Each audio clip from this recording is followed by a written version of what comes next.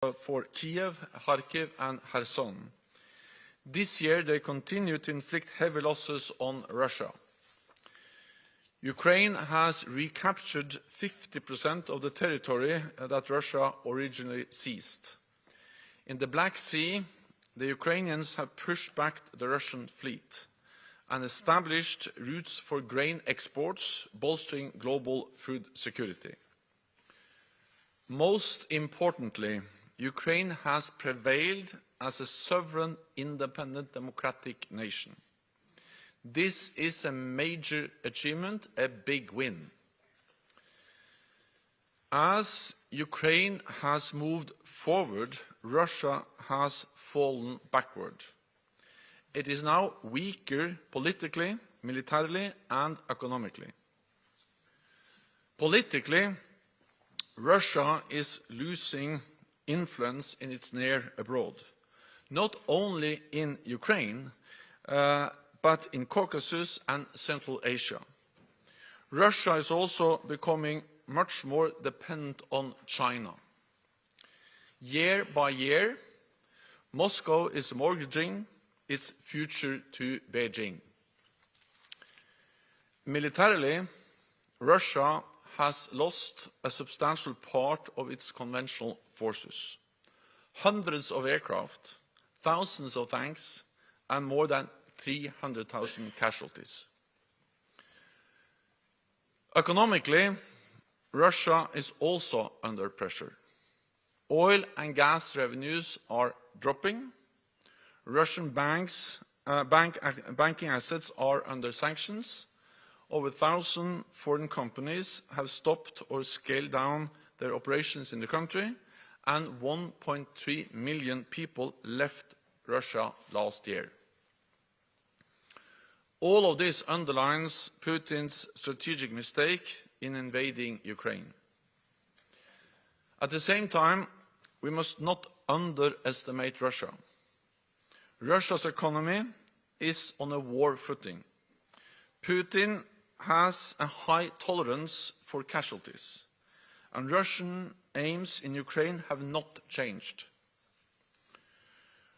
Russia has amassed a large missile stockpile ahead of winter, and we see new attempts to strike Ukraine's power grid and energy infrastructure, trying to leave Ukraine in the dark and cold. I welcome that allies are continuing to strengthen Ukraine's air defenses. Last week, 20 NATO allies agreed to form an air defense coalition for Ukraine. This will help protect Ukraine's armed forces and cities and save Ukrainian lives. We are now transforming NATO's comprehensive assistance package into a multi-year program of assistance, helping Ukraine to transition from Soviet era to NATO equipment and standards, and make their forces fully interoperable with ours. We also discussed Ukraine's path to NATO membership. Allies agreed that Ukraine will become a member of NATO. We have now provided recommendations on Ukraine's priority reforms, including the fight against corruption, strengthening the rule of law, and supporting human rights and minority rights. Ukraine is closer to NATO than ever before. We will continue to support them on the path to membership, and will continue to support Ukraine's fight for freedom. And with that, I'm ready to take some questions. We'll start with the New York Times, please, in the fourth row. Good morning. Thank you very much. Mr. Secretary General, could you please be a little more specific on what reforms the Allies asked Ukraine to undertake on its path to NATO membership? Fighting corruption, strengthening rule of law and human rights, these are all things that Allies have demanded for years with mixed success at the very best.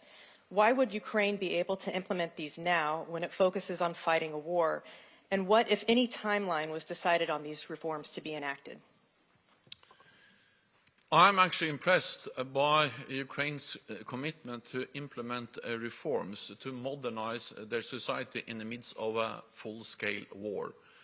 And we have seen that they have implemented changes in the legislation. They have made concrete changes, not least in the fight against terrorism. They are in the process of setting up and overhauling the system for defense procurement in close coordination with NATO, and also modernizing their intelligence services. These are just a couple or 3 examples of how actually Ukraine is changing, adapting, and stepping up, not least in the fight against against corruption, but also in overhauling their system for procurement of defense equipment. This is important for Ukraine because it helps them to be a stronger country fighting Russia as an aggressor, but it also helps them to move closer to NATO membership. And therefore, one of the messages, one of the important topics we addressed at the meeting today was how could NATO allies work even more closely with Ukraine on these reforms, and also how we can use the NATO-Ukraine Council to ensure the full implementation. And we have agreed a work program and substructure under committees under the NATO-Ukraine Council to ensure that we follow up concretely on the reforms and the modernization of the Ukrainian society. And a timeline, sir? When would these reforms need to be undertaken? Many of them are already, implemented, and this is an ongoing effort. We have seen concrete steps from the Ukrainian authorities in the fight against corruption. Decisions has been taken, so this is ongoing, and things they are in the process of implementing. We'll go to Ukrainian media in the second row here, please. Olga Kirillov, Chasna News Agency, Ukraine. Secretary General, currently Ukrainian pilots are trained in Romania to operate and maintain F-16 fighter jets. Is it possible now to outline the time frame for the actual supply of fighter jets to Ukraine, and what factors or obstacles affect this process at this point? Thank you. Well, I welcome, of course, the decision by NATO allies, Denmark, the Netherlands, Norway, to deliver F-16s. I welcome the fact that training of F-16 pilots have already started. And just a few weeks ago, a center for training pilots was established in Romania. I'm not able to give you an exact date, but I hope the delivery can start as soon as possible. The planes are there, but what needs to be done is to train the pilots, and that's ongoing. And the center has been established in Romania, and the United States has also made it clear that NATO allies are allowed to deliver F-16s to Ukraine. Then I think it is important that of course, F-16s will make a difference. They will strengthen Ukraine's capacity to inflict losses on the Russian invading forces. And F-16s will also help to further strengthen Ukraine's air defenses. At the same time, I think we need to now realize that there is not a silver bullet, not a single system that by itself will change fundamentally the situation on the battlefield. This is a question of many different capabilities working together at the same time that will push the Russians back. We have to be prepared for a long and hard fight. I welcome, of course, the delivery of modern battle tanks, HIMARS, cruise missiles, and advanced air defense systems, and also the delivery of F-16s. But again, there is no silver bullet, there is no single system that fundamentally would change the situation on the battlefield by itself. We'll take a couple from further up. We'll go to NTB there, please. Thank you. Bibiana Piena from the Norwegian News Agency. I'd like to change the focus a little bit to Gaza. Mr. General Secretary, yesterday you stated that international humanitarian law must be respected in every context.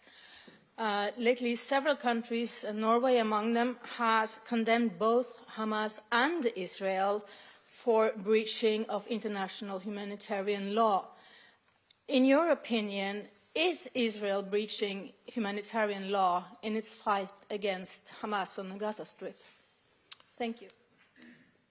I have stated again and again that it is important that international law is respected and that civilians are protected, and therefore I also called for a pause in the hostilities, and I welcome the pause that has been agreed, and I also welcome the extension of the pause agreed a couple of days ago, and I also hope that the conditions could be in place to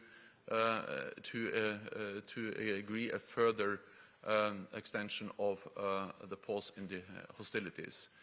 Yes, it is important that humanitarian law applies to all conflicts, and that has been and continues to be my message. We have also seen clear statements from many other allies on this issue.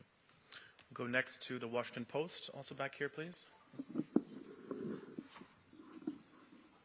Thanks very much, Michael Birnbaum from the Washington Post. General Zaluzhny has talked about the stalemate, and you said that allies all agree that a full NATO membership for Ukraine is not possible in the middle of a war. So I was wondering if you talked today or yesterday about the mechanisms by which Ukraine in a stalemated war might be admitted to NATO and how that would work. And you just mentioned that Russia is mortgaging its future to China. Could you tell us a little more in detail what evidence you have of Russian reliance on Beijing in this war? Thank you.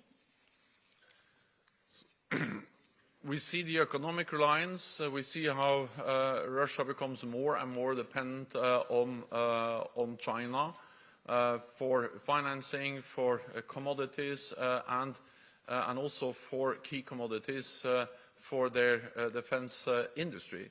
And also the fact that Russia is not not able to export energy in the same way they did before to Europe, which was their main and most important market, not least for natural gas. That makes them even more dependent on China. So yes, year by year, Moscow is mortgaging their future to Beijing, and this is one of the examples of how Russia is becoming more and more weak economically as a result of this war. Then I think we need to realize that, yes, we haven't seen significant changes in the front line over the last months, but there is intense fighting going on. And of course, military achievements can be measured in many different ways. It can be measured in square meters. And of course, then what we saw last year was that the Ukrainians were able to liberate enormous or big, significant parts of their territory, pushing back the Russians from roughly 50% of what they occupied at the beginning of the war. So that was a big gain measured in square kilometers or square meters. But there are other ways of also measuring military gains for the Ukrainians. The fact that they've been able to have deep strikes destroying key Russian capabilities, including fighter jets, heavy bombers, helicopters. The fact that they have been able, without actually a real navy, to push back the Russian Black Sea Fleet all the way to Novorossiysk, and thereby also enabling the fact that they now can transport grain on ships out from Odessa and through the Black Sea. That's a huge gain that cannot be measured in square meters, but is measured in destroying Russian capabilities, pushing back the Black Sea Fleet, and enabling them to move grain out of Ukraine on the Black Sea. So the fact that Ukraine continues to inflict heavy losses on Russia is a way, or demonstrates that that there's a dynamic war, it's an intense war going on, where the Ukrainians, because of their bravery, their skill, but also, of course, with modern weapons from NATO allies, the Storm Shadows, the cruise missiles from the United Kingdom, advanced air defense systems, and many other types of weapons, are able actually to inflict heavy losses and also then achieve military gains in the fight against the Russian invaders.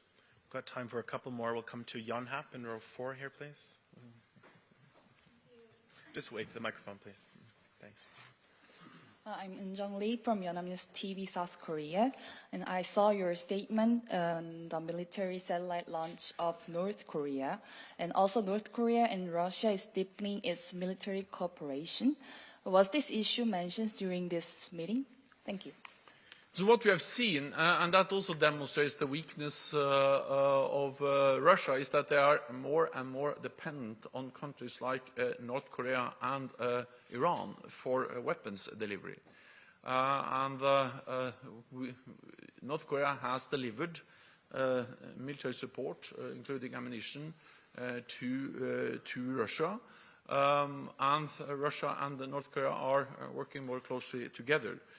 Then we also saw the launch of the military satellite. This is something we condemn because it's in clear violation of UN Security Council resolutions, and it also is also part of the nuclear and missile program of North Korea, which is dangerous, irresponsible, and also a clear violation of UN Security Council resolutions. We'll go to ATV in the middle of the 4th row, please. Thank you. Fjaka Vitako from ATV Kosovo. So, what is NATO's message on peace and stability after the incident in Banjska Zvečan, where a Kosovo police officer was killed? And do you see the association of Serb-majority municipalities as the right step for Kosovo to feel secure from future possible attacks like the other one during September, but also the stability and security in the entire Western Balkans? Thank you. Also, over the last few months, or the last year, we have seen some serious incidents of violence in Kosovo. I just visited Kosovo. And what we saw this spring was an attack on NATO peacekeepers. 93 NATO soldiers were wounded, some of them life-changing wounds, and that's totally unacceptable. And then we also saw the Banjska incident where actually people were killed. And of course this is serious. This highlights the challenges we face in Kosovo and the importance of all sides to de-escalate, to refrain from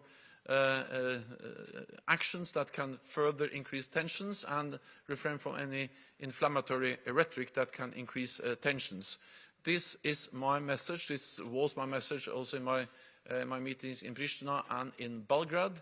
The message is that Pristina and Belgrade has to engage in good faith in the EU-facilitated dialogue. Kosovo is an example of how NATO and the European Union are working very closely together. EU is in charge of the diplomatic efforts. We are present with thousands of troops on the ground, and actually as a result of this we have added 1,000 more NATO troops to our presence in Kosovo, to roughly 5,000. I believe that the proposal of an association of Serb-majority municipalities could be a way forward to try to find a solution and to make progress within the EU-facilitated dialogue. So yes, that's absolutely something that should be looked into. We have time for one more. We'll go to Buka here in the front, please, in the middle.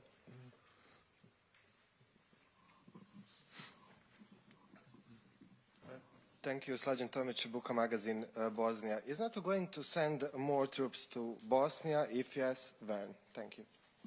So NATO has a presence of 5,000 troops in Kosovo. We have a military headquarters in Bosnia and Herzegovina. I visited the headquarters, but there we are working with and supporting the efforts of EUFOR, the EU force. And again, an example of how NATO and the EU are working very closely together, and of course to a large extent we also speak about the same nations, EU and NATO allies. I welcome the fact that the EUFOR force, the mandate, the UN mandate for that force was renewed. If that hadn't happened, of course, then we had to consider what NATO should do, but I'm glad that the mandate for this EU force was renewed. We have made it clear that we cannot allow a security vacuum in Bosnia-Herzegovina. And that's also the reason why we so strongly supported the renewal of the UN mandate for the EU force, or the EUFOR Althea, and with this support from NATO, we have something called the Berlin Plus arrangements, which allows NATO to help and support with command and control for this force. I'm afraid that's all we have time for. Thank you very much. Thank you so much. Well, also we had a good discussion on that, and the message from the NATO allies was very clear that that we would like to see ratification finalized as soon as possible. We agreed in Vilnius on the importance of concluding the ratification process for Sweden. Therefore, I welcome that President Erdogan some weeks ago submitted the papers for ratification to the Turkish Parliament, and that the Turkish Parliament, the Foreign Relations Committee, has started their deliberations on that document. The fact that President Erdogan submitted the papers also means that he actually recommended ratification, because that's part of this proposal for the Parliament. And therefore, also in line with what we agreed in Vilnius, I also expect that they will now work with the Parliament to ensure ratification, because the agreement in Vilnius is actually two steps. One, to submit the papers for ratification. That has happened. And second, to work with the Parliament to ensure ratification. So we will continue to work on this, and the sooner the better, because it will be good for Sweden, it will be good for NATO, and good for all NATO allies to have Sweden as a full member. Thank you very much.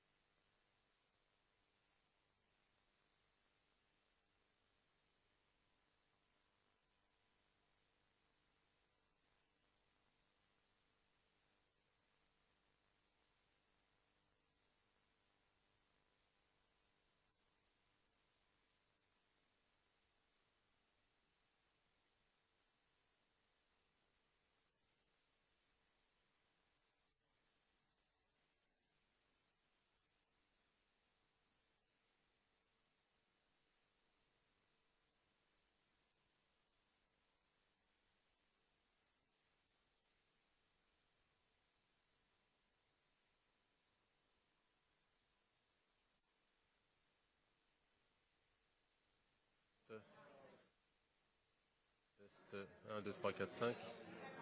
Test, test, test, test, test. 1, 2, 3, 4, 5. Test, test, test, test, test. 1, 2, 3, 4, 5. Test, test, test. Test, test, test. Test, 1, 2, 3, 4, 5. Test, OK.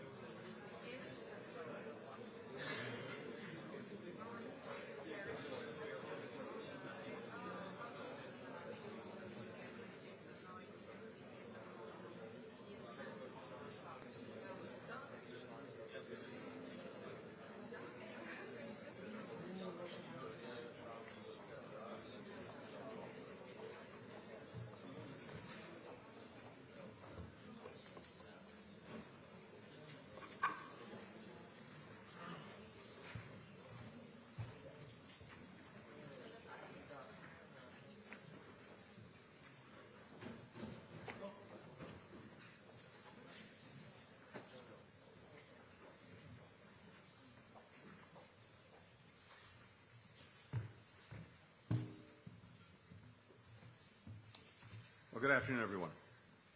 In March of 2021, I came here to NATO to affirm President Biden's commitment to rebuild, to revitalize, to re-energize our core alliances and partnerships. Indeed, they're our greatest strategic asset, an unmatched network of alliances and partnerships. And I did this at NATO because some back then were questioning its relevance, its capacity, its unity. As we meet here today in Brussels, those who bet against NATO have clearly been proven wrong. NATO today is bigger, it's stronger, it's more united, it's more capable than ever. In Vilnius, NATO's leaders agreed to the most ambitious plans since the end of the Cold War to adapt and to strengthen our alliance. And we're now delivering on those plans. 19 NATO allies either are meeting their Wales commitment or have credible plans to do so by 2024. In other words, devoting 2% of their budgets to defense spending. That's 2/3 of our alliance. Allies are increasing contributions of forces and other capabilities. We are working together to boost our joint industrial defense capacity. We've added our 31st ally, Finland, and the 32nd, Sweden, will soon be among us. NATO will continue to adapt to meet 21st century challenges, threats, whether it's Russian aggression, coercion from China, challenges in cyberspace, terrorism, the entire gamut of things that we have to be concerned about as an alliance. And in fact, it's this capacity to evolve that has made NATO the world's indispensable alliance for 75 years, and the actions we've taken in Vilnius and that we're taking here over the last couple of days are setting NATO up to remain that indispensable alliance for the next 75 years. The meetings here this week focused on critical steps that we can take to advance NATO's revitalization in time for the historic Washington Summit, the 75th anniversary summit that'll take place next year. First, we focused on NATO's enduring support and commitment to Ukraine. And I have to tell you, listening to all of our colleagues around the table, every single one expressed strong, enduring support for Ukraine. Some are questioning whether the United States and other NATO allies should continue to stand with Ukraine as we enter the second winter of Putin's brutality. But the answer here today at NATO is clear and it's unwavering. We must and we will continue to support Ukraine. Ensuring that Russia's war of aggression remains a strategic failure is as vital today as when the Kremlin launched that war almost 2 years ago. Now, our adversaries are not standing on the sidelines. Most of the drones that we've seen used in the biggest ever drone attack on Kyiv just last weekend, those were made and supplied by Iran. North Korea is providing significant arms shipments to Russia. Stakes for all of us are clear, and again, I heard this from everyone around the table. And we must send an unequivocal message. No country will be allowed to redraw borders by force. That's an interest of every single ally around the table. It's an interest of many countries beyond this alliance with whom we've been working since February of 2022. And it's also why we're accelerating efforts to enable Ukraine to stand strongly on its own feet, militarily, economically, democratically. Even as we're supporting Ukraine's fight today, we are helping them build a military that is capable of deterring and defending against aggression far into the future. The supplemental budget request the President made is a demonstration of our own commitment to that goal, and we're looking to Congress to approve it in the coming weeks. Another critical point that is really worth underscoring, and it's reinforced by everything that I've seen over the last 2 days here. When it comes to Ukraine, the United States is not standing alone. We provided about $77 billion in assistance to Ukraine. Our European allies, over the same period of time, have provided more than $110 billion. So we often talk about burden sharing and the imperative of burden sharing. When it comes to Ukraine, that's clearly what we've seen and what we continue to see. Ukraine knows that its future as a free, vibrant democracy and its path to NATO and the European Union depend on its ongoing reform efforts. And Kyiv is committed to seeing those reforms through. We also heard that today from its foreign minister. So these were some of the issues that the alliance discussed with Foreign Minister Kuleba, and this was the first foreign ministers meeting we've had of the new NATO-Ukraine Council, with Ukraine sitting at its place at the NATO table. We also discussed NATO's ongoing role in promoting peace and security in the Western Balkans. Now, when I started out in this line of work 30 years ago, front and center in our concern and the concerns of countries around the world, and certainly in the transatlantic area, the Balkans, Bosnia, and then Kosovo.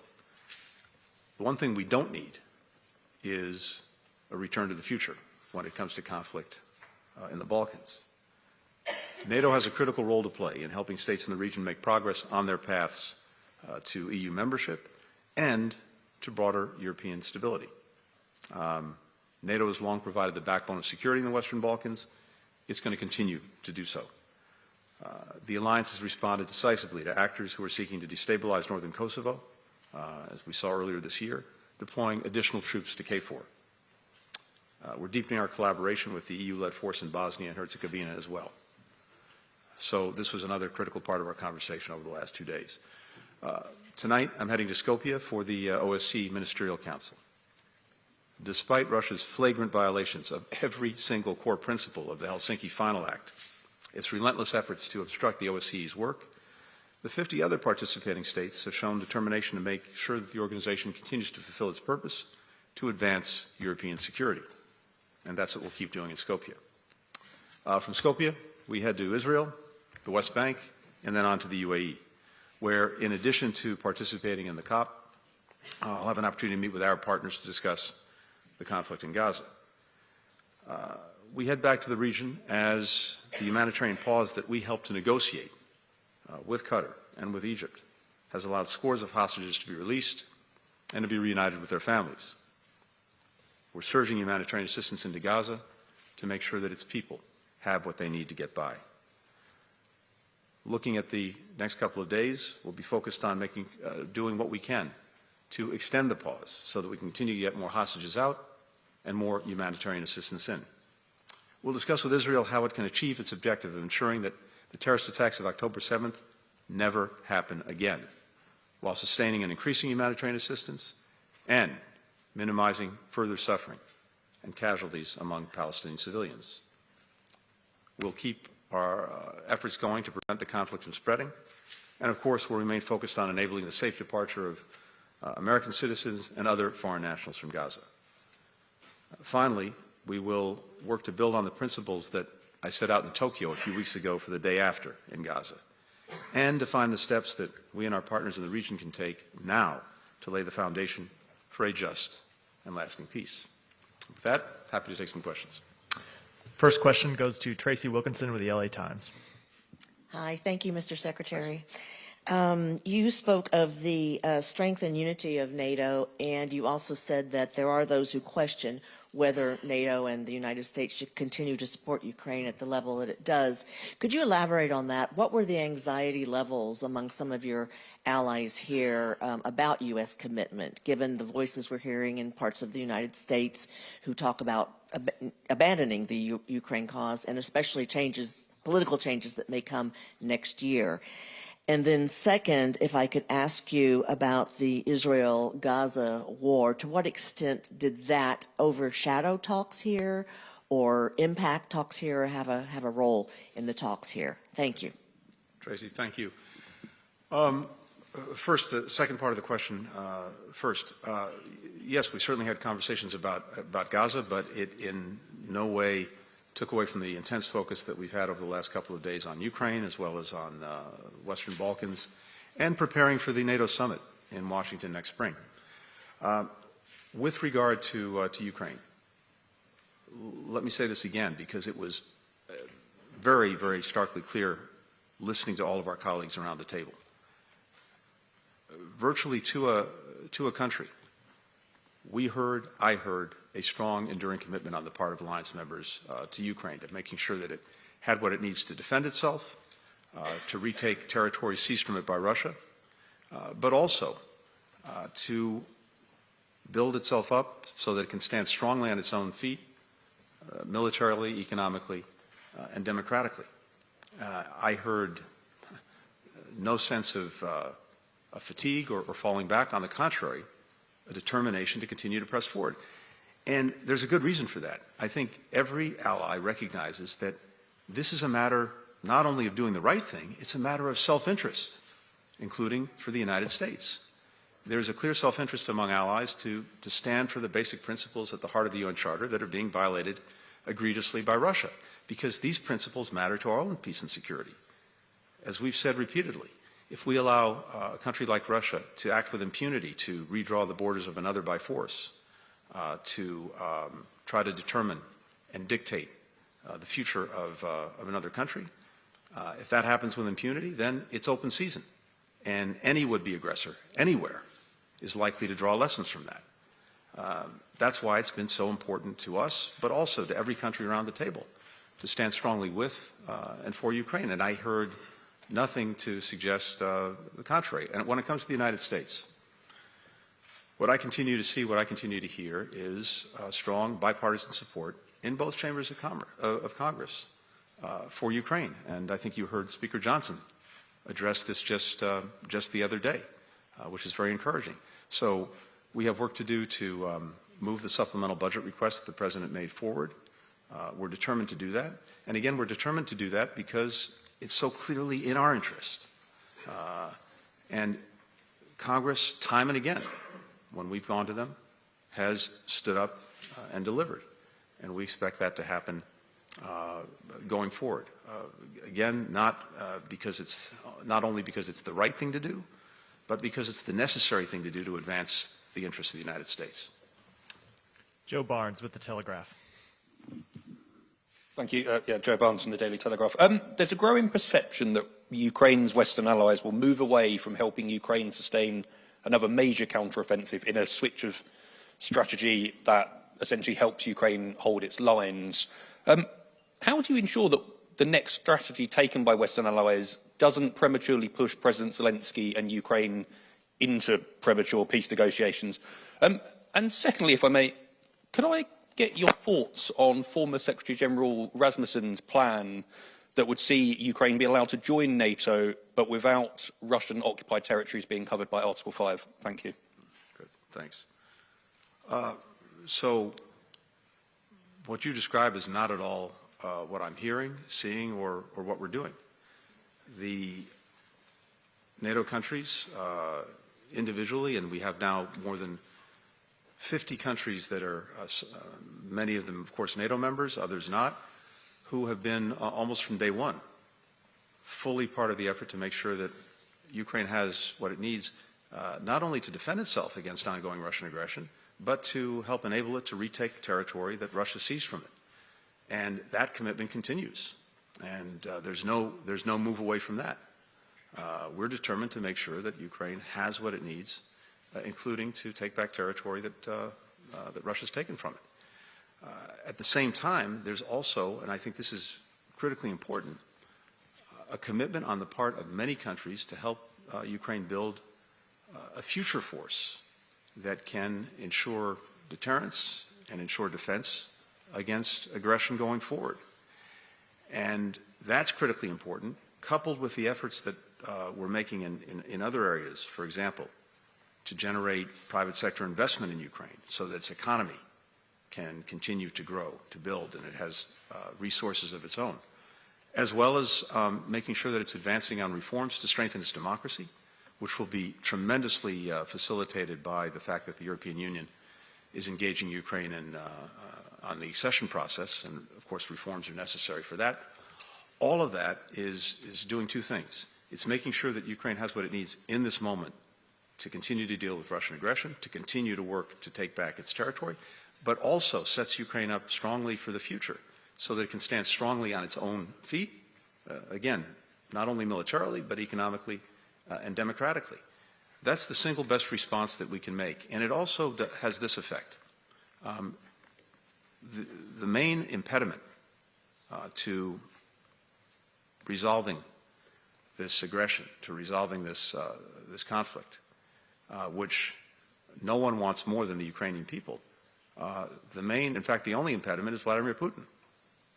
And the extent to which he believes that he can somehow outlast Ukraine, outlast its people, outlast its supporters, may be feeding the refusal of Russia to engage in any meaningful way in diplomacy or negotiations. So the work of this alliance, the work of the individual countries that are part of this alliance, as well as many other countries around the world, to support Ukraine, to help it defend itself, as well as to set it up for the future, that's the single most effective way to disabuse Putin of this very wrong-headed notion. Michael and Crowley. on Rasmussen, I haven't focused on that. I think the alliance in Vilnius was very clear that Ukraine will become a member of NATO when all allies agree and when conditions are met.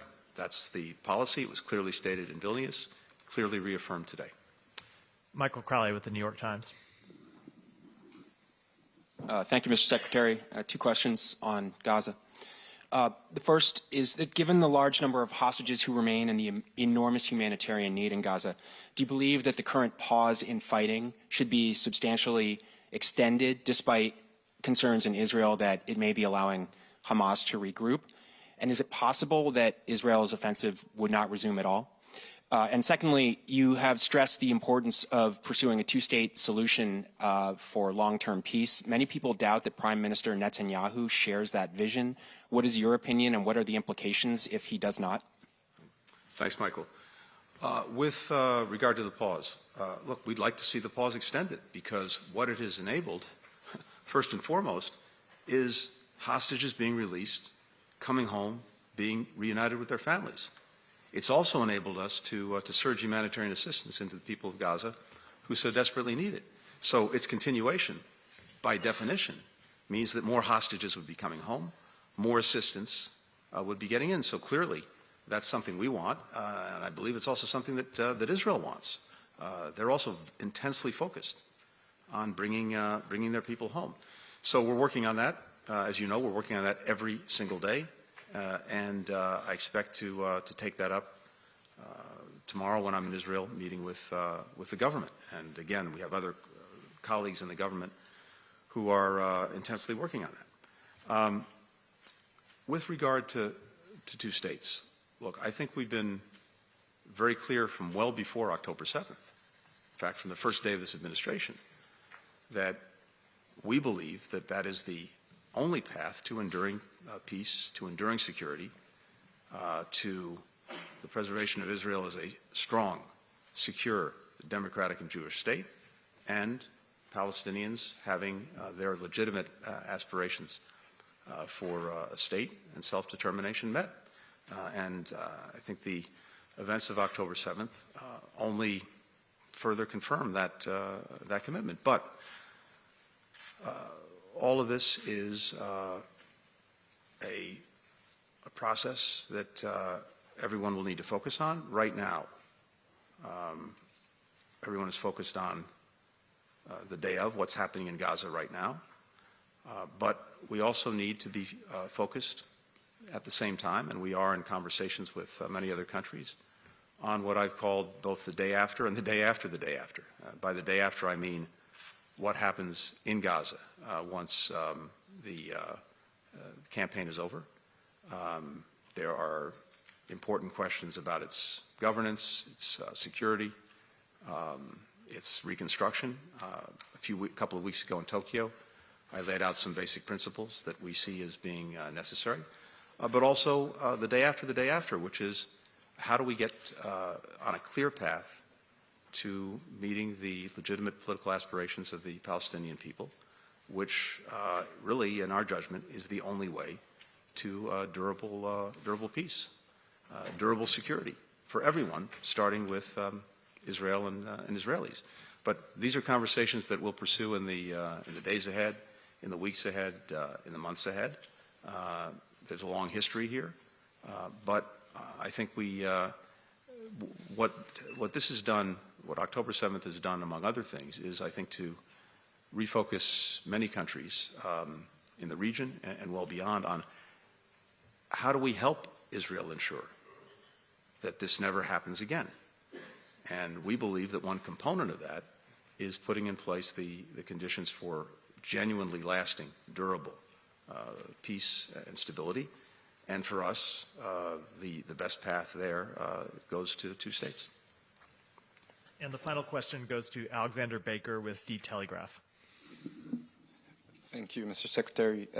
How does the U.S. view the ambition of the Dutch Prime Minister Mark Rutte to be the new Secretary General of NATO? And is the outcome of the Dutch election an obstacle?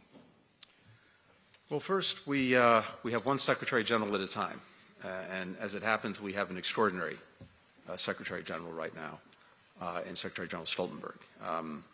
I said it yesterday, repeated it at the Council. His leadership over the last few years at one of the most challenging times in the history of our alliance has been nothing short of exceptional. And again, colleagues around the table said the same thing.